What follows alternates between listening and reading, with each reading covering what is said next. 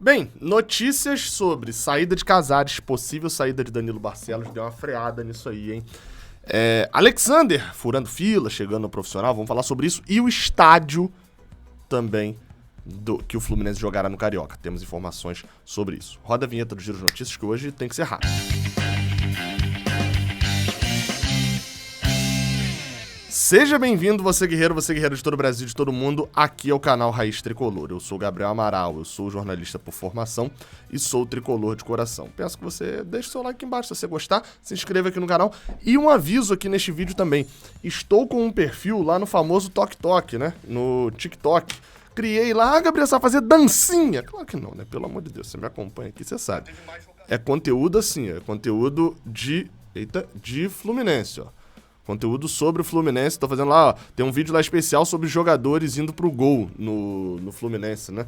Tem uma lá que com certeza você não lembra, de 2007. Vamos ver, né? Vai lá, abre aí o TokTok aí e pesquisa Raiz Tricolor, que eu tô lá como @Raiz Tricolor. Combinado? Vambora pro vídeo. E a gente começa falando com a informação do Vitor Lessa sobre o Fluminense no Carioca, sobre estádio. Vamos lá, 4 mil ingressos pro estádio Luso brasileiro no jogo contra o Bangu.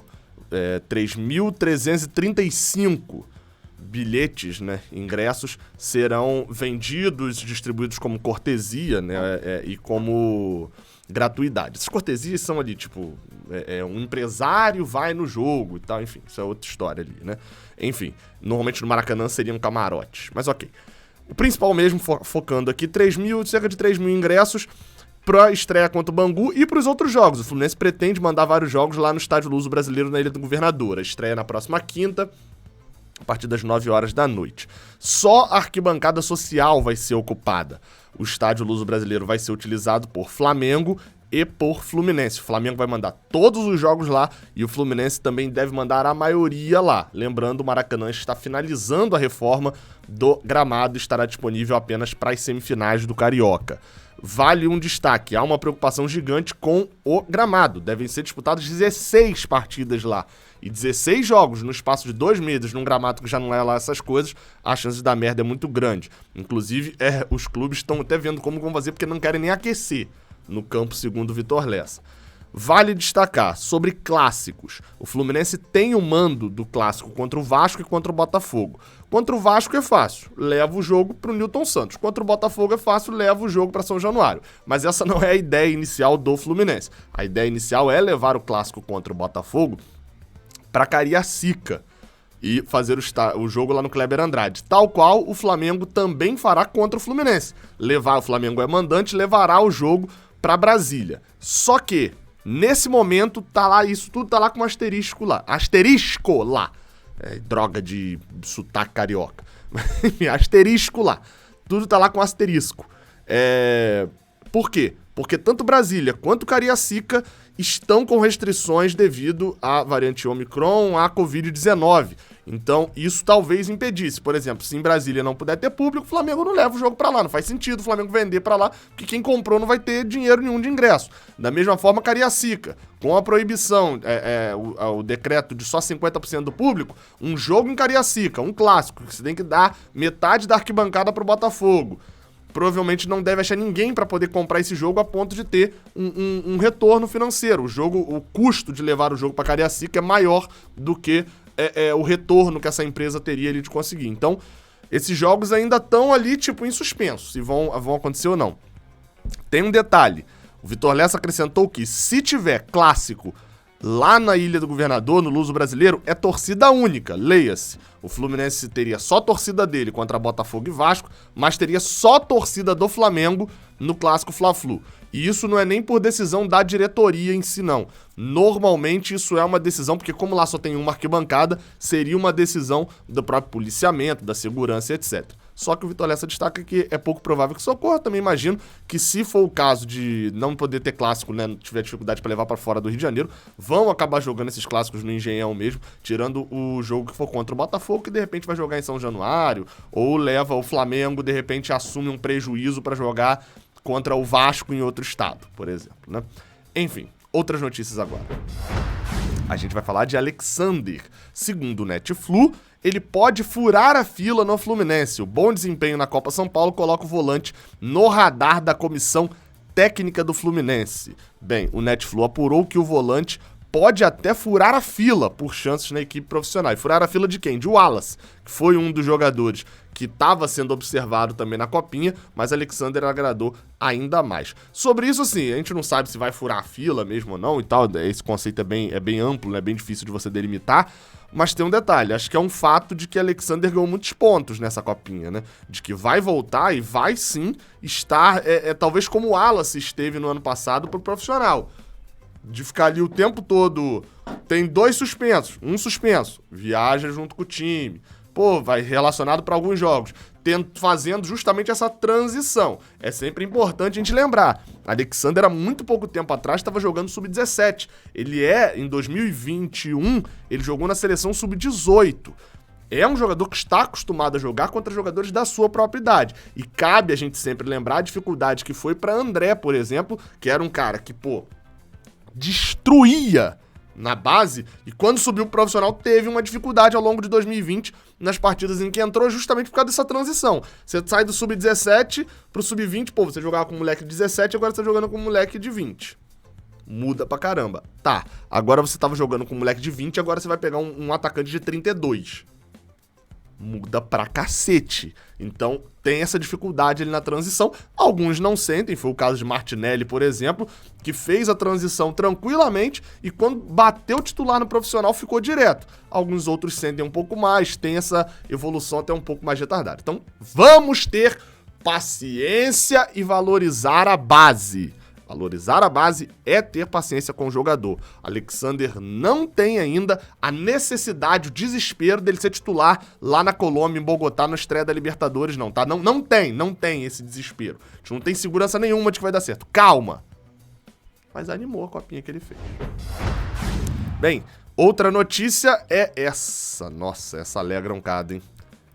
Olha aqui, a gente abre o bid da CBF e o que a gente vê?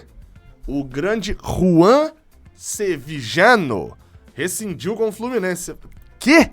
Gabriel, nem se você mesmo sabe o que você tá falando, Gabriel. Tá falando merda aí, leu errado, vai. Aperta o pause aí pra você poder ler certo. Não, Juan Ramon Casares Sevillano rescindido com seu contrato com o Fluminense nesta terça-feira, no finalzinho da tarde. Isso porque Casares está a caminho do Metalist da Ucrânia. Bem, vale destacar, então, de importante sobre Casares, né, já que é possivelmente a última vez que a gente fala aqui sobre ele. A gente ainda não tem a definição do que ficou para trás dele, por exemplo, de grana, né? O Fluminense tem ali algumas coisas como férias e 13º parcelados com ele, tem também possivelmente alguma coisinha ou outra ali de premiação e tal, e esses valores, normalmente, quando o cara sai um ano antes ainda, detalhe, Casares já contrata até dezembro, normalmente tem uma tendência de haver uma diminuição, uma renegociação e etc. Provavelmente isso aconteceu. Não sei se o Fluminense faria jogo tão duro assim pra liberar o jogador, mas provavelmente aconteceu essa negociação pra Casares ou abrir mão de alguma coisa ou fazer um parcelamento maior. Não, eu tô te devendo 1 milhão aí, Casares. A gente parcela até julho, beleza? Beleza. Aí ele vai sair, fala, não. Então olha só, você saindo, o parcelamento é até dezembro agora. Deve ter havido alguma negociação, a gente não tem notícia disso. Fato é, bom pra Casares, vai jogar lá fora, a fama dele aqui no Brasil já tava muito ruim mesmo. A gente viu quando ele chegou no Fluminense, e no Fluminense acabou reforçando a fama dele de noitada, de jogador descompromissado e etc. E qualquer outro clube que ele fosse no Brasil, ele pegaria esse mesmo problema. A fama dele no próprio país dele já é ruim também, vai pra Ucrânia então, vai jogar lá fora, vai ter uma experiência jogando no leste europeu. Na verdade, não só experiência jogando no leste europeu, né? Mas é a primeira experiência dele jogando fora da América do Sul, né? Ele jogou no Equador, na Argentina e jogou no Brasil apenas, nunca jogou na Europa. Tem uma experiência lá e que se conserte, porque bola o cara tem demais. Do nosso caso, fica a alegria por um alívio na folha salarial, né?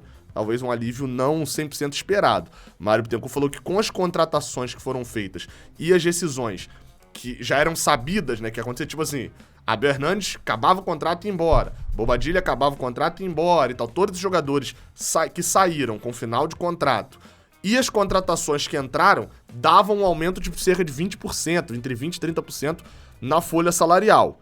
Com essas saídas de jogadores como Casares e Luca, que não estavam na conta, Luca só estava na conta a partir de abril, e Casares não estava na conta nesse ano, uma saída, né, você deixar de pagar o salário dele, alivia um pouquinho mais na folha salarial para, de repente, no meio do ano, o Fluminense tentar buscar mais algum jogador. Vamos ver. E por último, a notícia sobre... Vamos ver. Danilo Barcelos, pô, quase esqueci aqui. Notícia que vem lá. A gente tá citando muito aqui, por sinal, o pessoal lá de Campinas, né? A diretoria executiva da Ponte Preta realizou uma sondagem por Danilo Barcelos no final do ano passado. Só que não teve proposta nenhuma oficial ao Fluminense, segundo os Lucas Roçafá, ou Roçafá, que é jornalista lá do Correio.com, setorista de Guarani e de Ponte Preta. Bem... Ou seja, segundo o Lucas, no momento não há possibilidade de o jogador voltar a vestir a camisa da Macaca. Isso por quê? Porque a Ponte Preta já tem uma folha salarial que tá no teto, eu falei disso até no vídeo mais cedo, né? A Ponte Preta já investiu em Luca, já investiu em Dedé, que são os principais salários do elenco, e para um time de Série B isso já é um investimento muito alto. Danilo Barcelos tem um salário ok no Fluminense para a Série A, mas um salário alto considerando na Série B. Com isso, dificilmente a Ponte Preta iria conseguir o jogador por empréstimo, a não ser que o Fluminense pagasse boa parte do salário. O que não valeria a pena para o Fluminense também pagar boa parte do salário para o jogador estar na Série B. Enfim, não rolou, né? Eles chegaram a querer, mas preferiram Luca. Deixa aí nos comentários, você preferia que um só para ir para Ponte Preta, o outro ia ficar, igual tá ficando. Você preferia que tivesse ido Danilo Barcelos ou Luca? Mesma condição, rescindir e ir pra lá. Qual dos dois você preferia que fosse embora? Deixa aí nos comentários. Até a próxima, valeu.